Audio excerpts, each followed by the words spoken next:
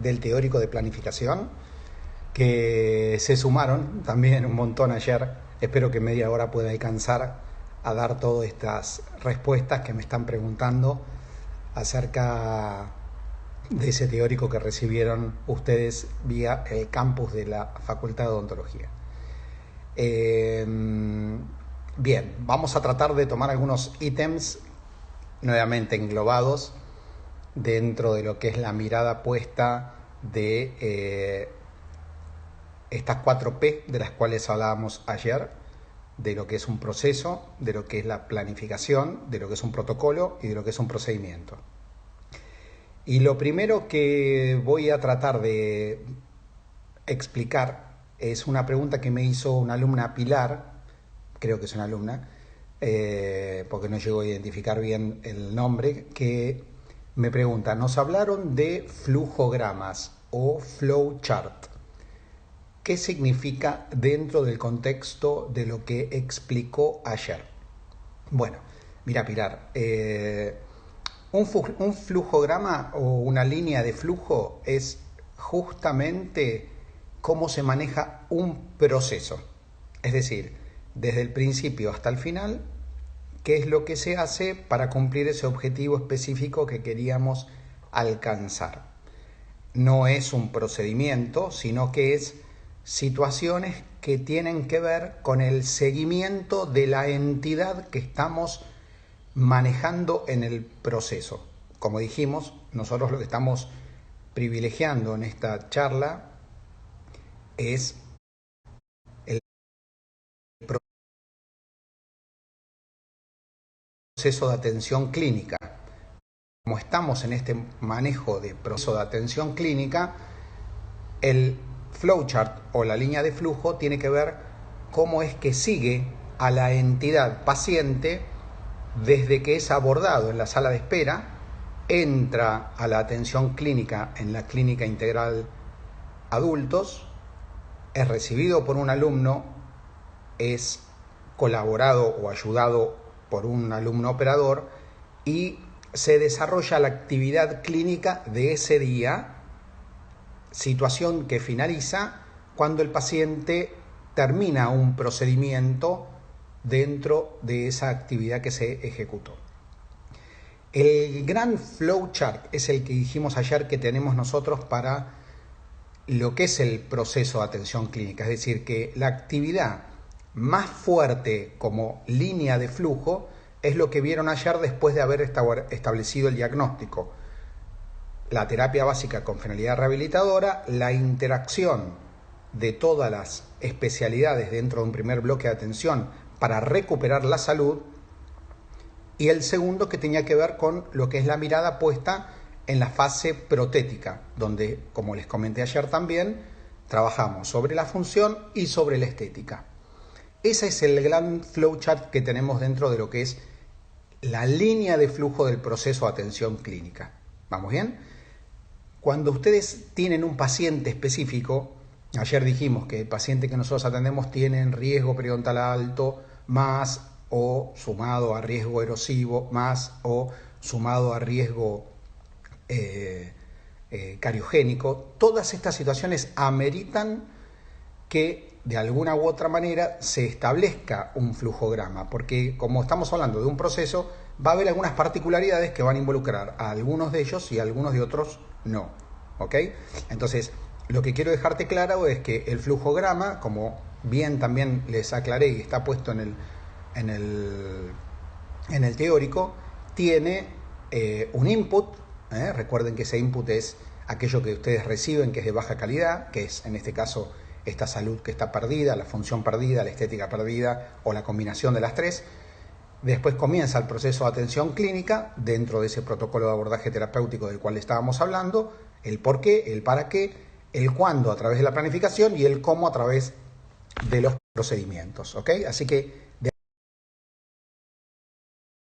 una u otra manera lo que estamos tratando de dejarles claros es que todas estas palabras, que indudablemente no vienen del ámbito odontológico, sino que vienen del ámbito de la ingeniería industrial, y que esto surgió de actividades que uno va desarrollando fuera del ámbito netamente profesional y que tienen que ver con el desarrollo de llevar adelante una organización, es lo que queremos dejarles claros a ustedes para que vayan incorporando estos conceptos, porque así como la organización Cátedra de Odontología Integrada de Adultos o Maestría en Odontología Estética Rehabilitadora o cursos de posgrado como los que llevamos adelante son organizaciones donde hay individuos que forman parte de esa organización, nosotros también les decimos a ustedes que sus consultorios son organizaciones y esos consultorios necesitan ser analizados a través de estas 4 palabras para ver de qué manera poder llevar adelante la mejor práctica profesional que ustedes pueden ejecutar a partir del momento que se reciban.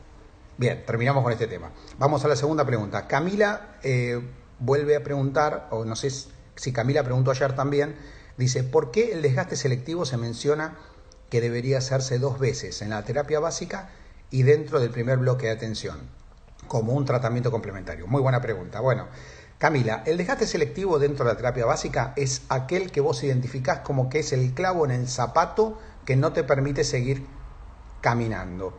¿Qué significa esta palabra?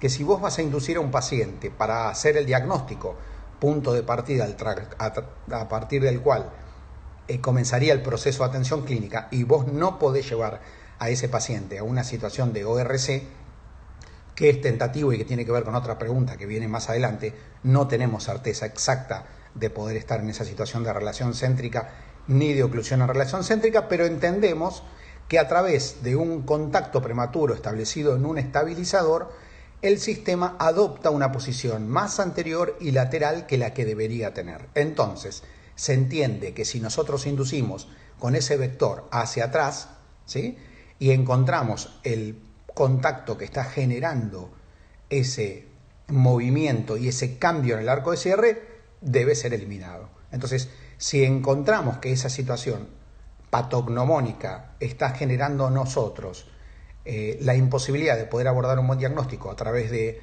este montaje en articulador que ustedes van a tener que hacer, y que todos los que llevan adelante un plan de tratamiento complejo como el que se plantea en esta asignatura también deben hacer, es cuando nosotros decimos, bueno, a esta pieza que tiene hoy una extrusión muy marcada, una mesioversión muy marcada o una restauración mal realizada y que está siendo de contacto prematuro, voy a tener que desgastarla antes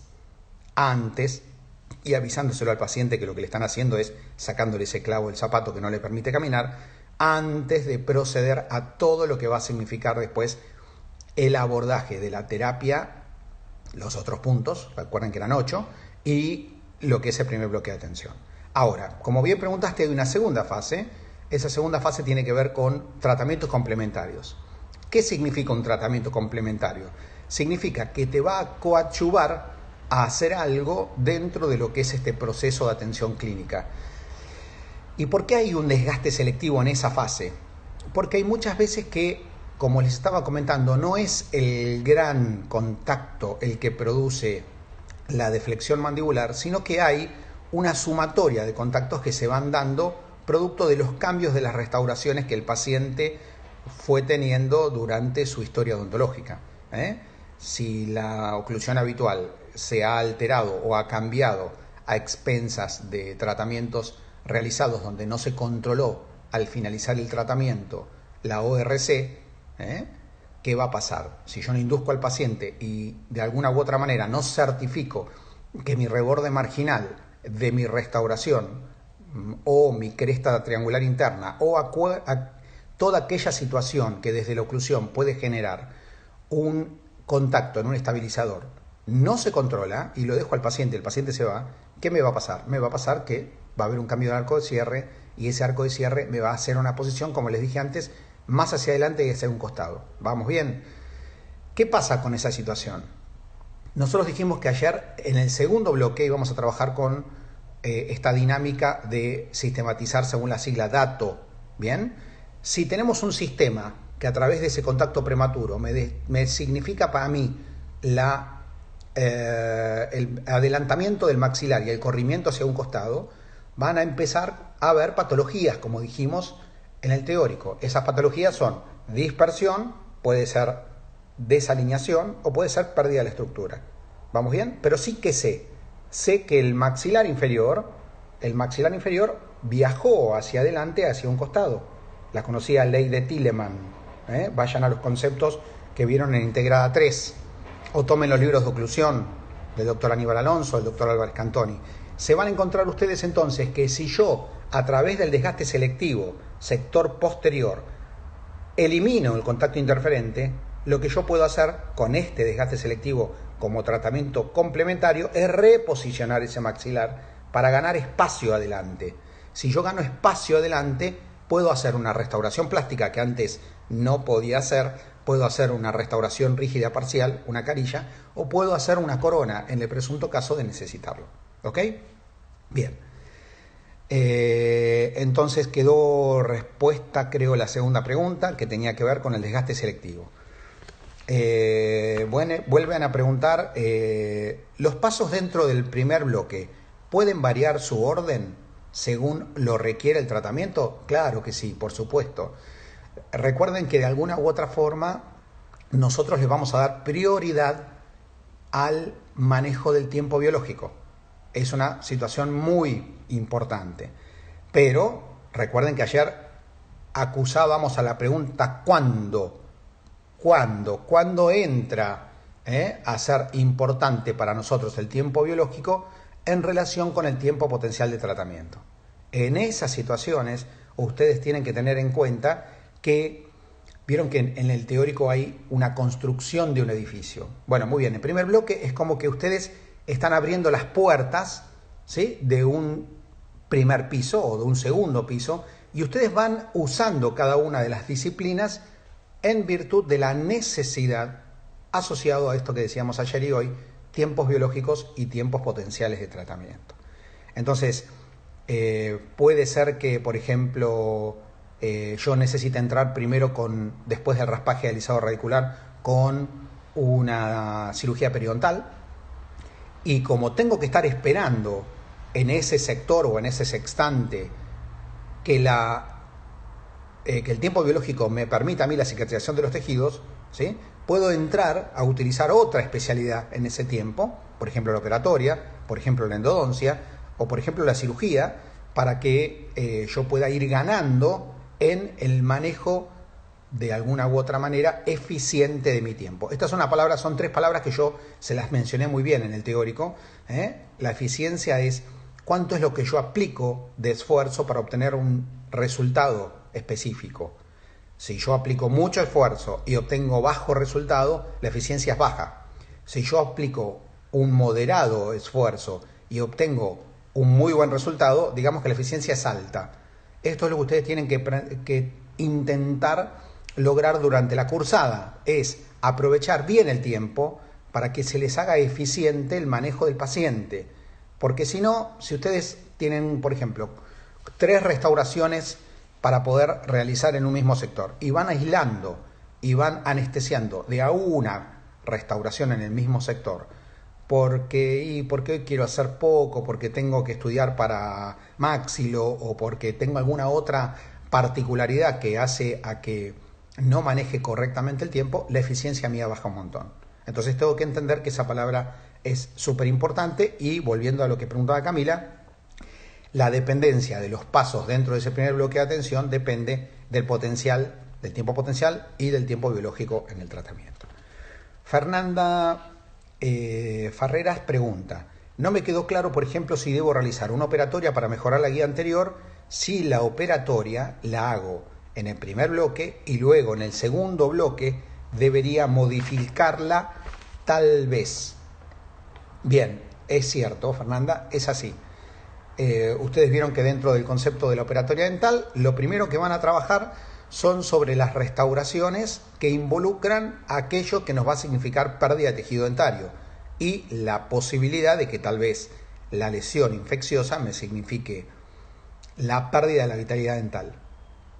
Pero hay una segunda parte que tiene que ver con todas esas situaciones que van a permitirme a mí manejar un sustrato adhesivo a lo que van a ser las restauraciones del segundo bloque. ¿Qué pasa con las restauraciones? Por lo que estoy viendo en la guía anterior que pregunta Fernanda,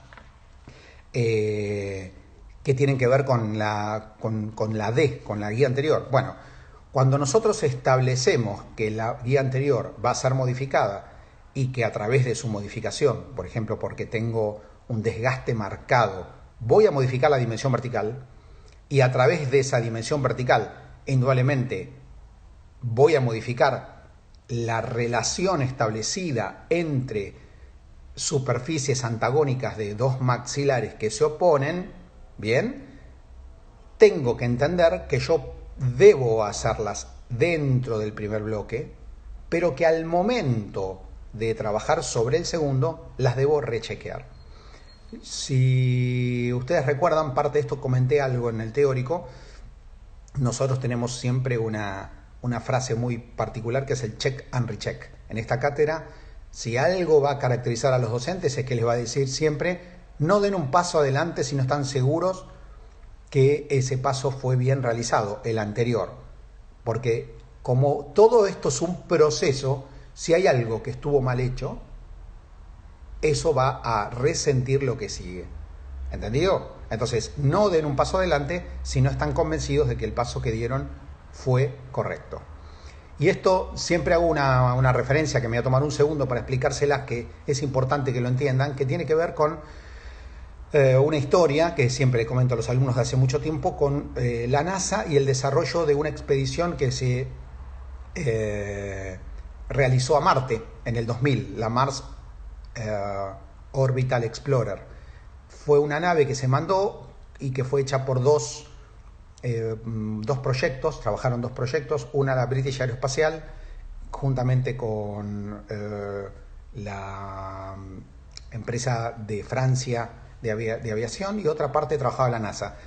Parece ser que cuando llega a la superficie de Marte, el sistema de llegada hasta Marte lo había hecho la NASA, y el sistema de amortización, de bajar, lo había hecho la British Aerospatiale. No saben qué pasa, cuando llega el momento en que la nave baja, pierden contacto, empiezan a hacer análisis. Esto no fue hace mucho tiempo, sino que es una experiencia de algo que sucedió hace poco. ¿Y qué pasó? No le encuentran el resultado.